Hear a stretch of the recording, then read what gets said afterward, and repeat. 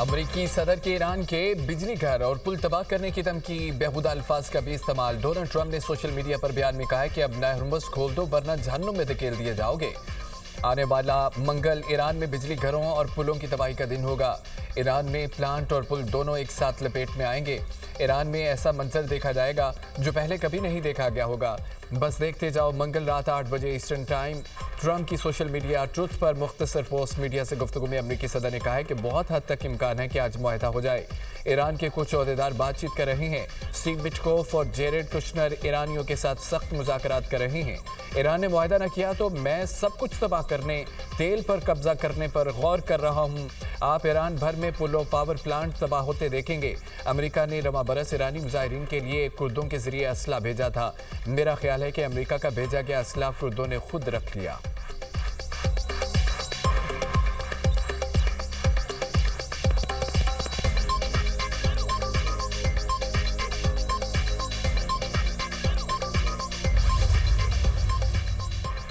America और Iran को मुज़ाकरात की मेज़ पर लाने के लिए फिर सफारतकारी। पाकिस्तान, मिस्र, तुर्की की ईरान को मुज़ाकरात के लिए मनाने की कोशिशें। अमेरिकी अखबार वॉल स्ट्रीट जर्नल के मुताबिक तीनों ममालिक जंग रोकने के लिए कोशिश में मसरूफ़ हैं, लेकिन अब तक कोई बड़ी पेशरफ्त नहीं हुई। ईरान ने अपना हुर्मुज़ खोलने का अमेरिकी मुतालबा मुस्तरद कर दिया।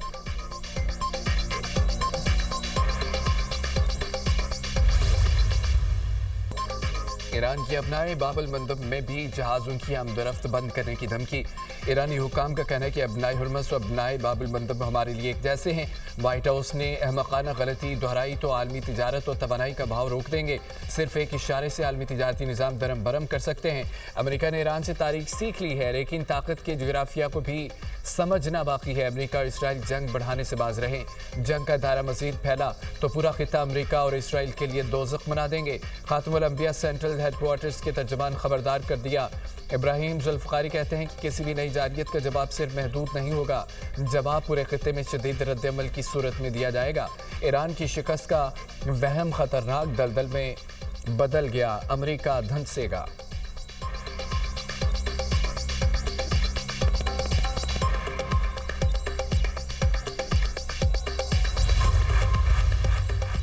दूसरों को धमकाने वाला पत्थर के जमाने में फंसा हुआ है।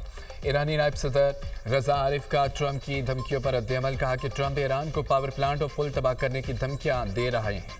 ईरान ने दबाव के बावजूद तमीर और तरक्की के रास्ते का इंतखाब किया। गलती ना करो, तुम जंगी जराइम के जरिए कुछ हासिल नहीं कर सकोगे। स्पीकर ईरानी पार्लियामेंट का ट्रंप को मशवरा। बाकर खालिबाफ ने कहा है कि खतरनाक खेल को खत्म किया जाए। ट्रंप के गैर जिम्मेदाराना इक़दाम हर अमरीकी खानदान को जिंदा जहन्नुम में धकेल रहे हैं। पूरा खित्ता जलने वाला है क्योंकि तुम नेतन्याहू के अहकामात मानने पर मिस्र हो और वाहद हल ईरानियों के हकूक़ का एहतराम है।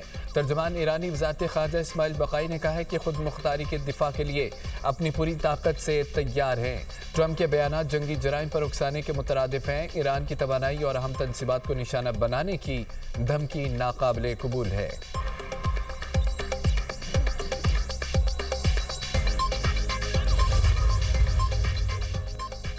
पहले नुकसानात का मुआवजा दो, फिर अपनाए हुर्मुज़ खुलेगी। ईरान का अमेरिका को दो टोक पैगाम। ईरानी सदर ऑफिस हुकाम के मुताबिक ट्रंप ने अपनाए हुर्मुज़ बंदिश पर सिविल इंफ्रास्ट्रक्चर पर हमले की धमकी दी। सदर ट्रंप ने मायूसी और गुस्से की वजह से फहाशी और बकवास का सहारा लिया। ईरानी हुकाम का कहना है कि ईरान की इस्तकामत और मज़ाहमत ने ट्रंप को पागलपन के दहाने पर पहुंचा दिया। ट्रंप ने घटिया जुबान इस्तेमाल करके ईरानियों की तौहीन की।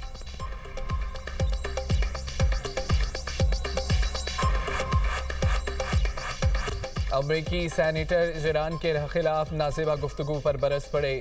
सैनेटर बर्नी सैंडर्स ने सदर ट्रंप की धमकी को खतरनाक करार दे दिया। कहा कि ट्रंप ज़हनी अदम तवाज़ुन का शिकार हैं। कांग्रेस को जंग खत्म करने के लिए फौरी एक्शन लेना होगा। सैनेटर चक शूमर ने कहा है कि ट्रंप सोशल मीडिया पर पागल इंसान की तरह चीख रहे हैं। ट्रंप खुलेआम जंगी जराइम की धमकियां दे रहे हैं।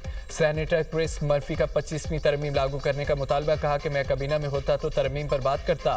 तरमीम के तहत नायब सदर इख्तियारात संभाल सकता है।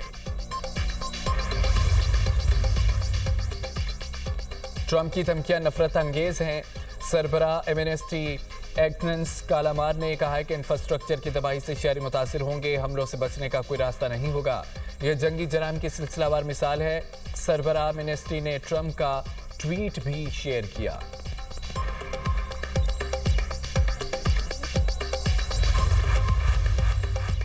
ईरान ने सुप्रीम लीडर मुश्तबा खामनाई की पहली वीडियो जारी कर दी। मुश्तबा खामनाई वीडियो में मिलिट्री ऑपरेशंस रूम की तरफ जा रहे हैं। ईरानी मिलिट्री ऑपरेशंस रूम में इसराइली दिमोना न्यूक्लियर साइट का मोहल्ले वकूअ भी नुमाया है।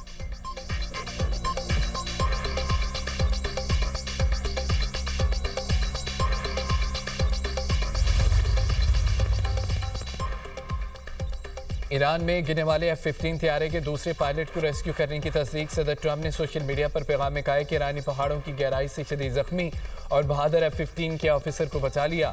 ईरानी फौज ऑफिसर को तलाश कर रही थी, बहुत करीब पहुंच गई थी। हमने ईरान के ऊपर 7 घंटे गुजारे, ये गैर मामूली बात है। ईरानी फजाओं पर मुकम्मल बर्तरी हासिल है। दूसरा ऑपरेशन पहले के बाद किया गया जिसमें अमेरिकी पायलट को दिन की रोशनी में बचाया। हमारी फौज ने तारीख का सबसे खतरनाक ऑपरेशन किया। पायलट को निकालने के लिए दर्जनों तैयारों को ईरानी हुदूद में भेजा गया। शानदार अफसर को रेस्क्यू करने के लिए खतरा मोल लिया। जख्मी अफसर की हालत खतरे से बाहर है। पहली बार दुश्मन के इलाके में 2 अलग कामयाब रेस्क्यू ऑपरेशन किए।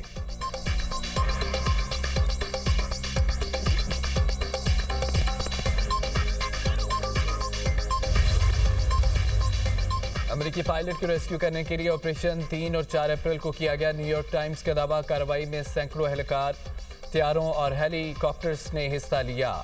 2 ट्रांसपोर्ट तैयारे तबाह करने से मिशन ताखीर का शिकार। कमांडोज को निकालने के लिए मजीद 3 तैयारे ईरानी हुदूद में उतरे। हवाबाज ईरानी फौज को चकमा देने में कामयाब रहा। एक मुकाम पर पायलट को 7000 फुट बुलंदी पर चढ़ना पड़ा। फौजी अफसर की बाजियाबी मिशन के दौरान 2 अमेरिकी तैयारे खराब हो गए। अमेरिकी फोर्सेस ने तैयारे फौरी तबाह करने का हुक्म दिया ताकि ईरान के हाथ न लगें। कमांडोज ने वापसी से पहले खराब होने वाले तैयारों को तबाह कर दिया। ईरान से रेस्क्यू किया गया अमेरिकी पायलट कुवैत मुंतकिल।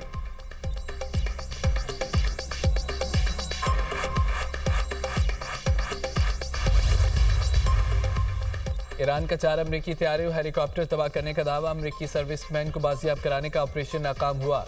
तर्जमान पासदारान इनकलाब का कहना है कि फौजी अफसर की तलाश के दौरान अमेरिका के 2 ब्लैक हॉक हेलीकॉप्टर, 2 C-130 तैयारे तबाह किए। सुबह अस्फहान के जनूबी इलाके में अमेरिकी तैयारे तबाह किए गए। ईरानी दिफाई निज़ाम ने अमेरिकी फौजी नकलो हरकत को बरवक्त निशाना बनाया, दुश्मन को भारी नुकसान पहुंचाया। जिल्लत आमेज शिकस्त से साबित हुआ अमेरिकी फौज को गलबा हासिल नहीं है। स्पीकर बाकर कालिबाफ ने अमेरिकी तैयारे की तबाही की तस्वीर शेयर कर दी।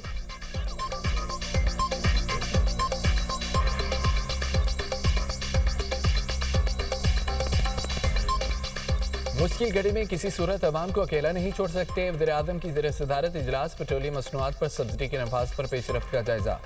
सब्सिडी के हवाले से आगाह किया गया। मुल्क में ईंधन के ज़खायर और खपत पर भी ब्रीफिंग। शहबाज शरीफ ने कहा है कि गुज़िश्ता 3 हफ्तों में 129 अरब रुपए का अवामी रिलीफ पैकेज दिया। किरायों में इजाफा रोकने के लिए बसों को 1 लाख, विंग्स को 40,000 माहाना सब्सिडी दी जा रही है। अशिया की कीमतों में इजाफा रोकने के लिए ट्रकों को 70,000, बड़ी मालबतदार गाड़ियों को 80,000, डिलीवरी वैन्स को 35,000 रुपये सब्सिडी फराहम कर रहे हैं। वज़ीर-ए-आज़म ने पैकेज के लिए तयशुदा रकम जमा कराने पर वज़ीर आला बलोचिस्तान का शुक्रिया अदा किया। कहा कि उम्मीद है बाकी सूबे भी रिलीफ पैकेज के लिए जल्द तयशुदा रकम जमा करा देंगे। इजलास को ब्रीफिंग में बताया गया है कि मुल्की ज़रूरियात को पूरा करने के लिए ईंधन के मुनासिब ज़खायर मौजूद हैं।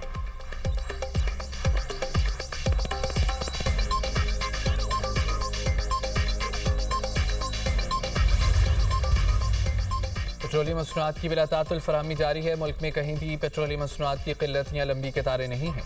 हुकूमत ने सूबों की मशावरत से कीमतों में रद्दोबदल का फैसला किया। वज़ीर मुमलिकत खजाना बिलाल अज़रकियानी और वफाकी वज़ीर शिज़ा फातिमा की न्यूज़ कॉन्फ्रेंस कहा कि हुकूमत ने आवाम को रिलीफ देते हुए 129 अरब रुपए का बोझ उठाया। कमज़ोर तबके को रिलीफ देने के लिए खुसूसी इक़दाम किए गए। शिज़ा फातिमा ने कहा है कि सिर्फ रजिस्टर्ड गाड़ियों को सब्सिडी दी जाएगी। सब्सिडी हासिल करने के लिए एक्साइज में रजिस्ट्रेशन लाजमी है। वज़ारत IT, खजाना और स्टेट बैंक मिलकर काम कर रहे हैं।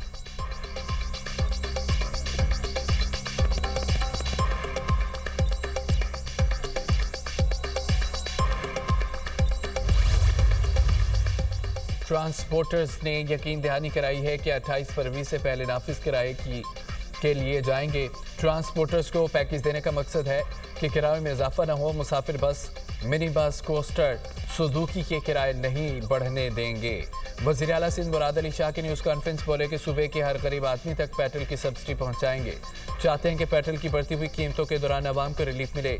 कौम के मसाइल को समझकर खुद भी सादगी अपनाना होगी। बिजली, गैस, पेट्रोल की बचत बहुत ज़रूरी है। ट्रांसपोर्टर तंजीमों के नुमाइंदों ने प्रेस कॉन्फ्रेंस में किराया न बढ़ाने की यकीन दहानी कराई है। सब्सिडी देने पर सिंध हुकूमत का शुक्रिया अदा किया।